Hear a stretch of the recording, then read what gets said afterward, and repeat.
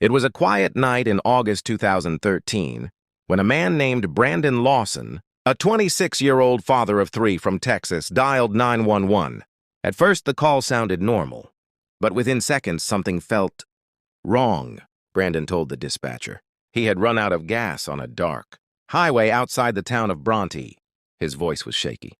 He sounded out of breath. Then suddenly, he said something that made the dispatcher pause. He claimed someone was chasing him. As the call continued, Brandon's speech became harder to understand. He whispered at times, then raised his voice as if he was afraid of being heard. At one point, he said words that investigators still argue about to this day. Some believe he said, "I'm bleeding." Others think he said, "I need the cops." The dispatcher tried to calm him down, but Brandon grew more frantic. Then, without warning, the call went silent. Police were dispatched immediately. When they arrived, they found Brandon's truck parked on the side of the road. His personal belongings were still inside. His phone was gone. There were no signs of a struggle. No blood, no footprints, nothing. It was as if he had simply vanished. Search teams spent days combing the area. Dogs tracked his scent for a short distance, then lost it completely. Helicopters flew overhead. Volunteers searched nearby fields, rivers, and abandoned buildings. Still, nothing.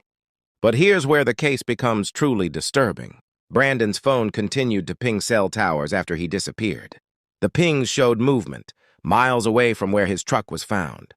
Investigators couldn't determine who had the phone or why it was still active. Some believe Brandon was experiencing paranoia. Others think foul play was involved.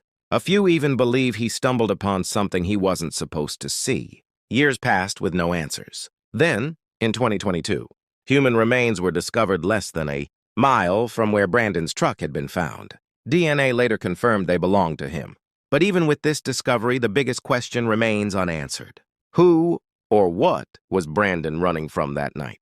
And why does his final 911 call still raise more questions than answers? Because to this day,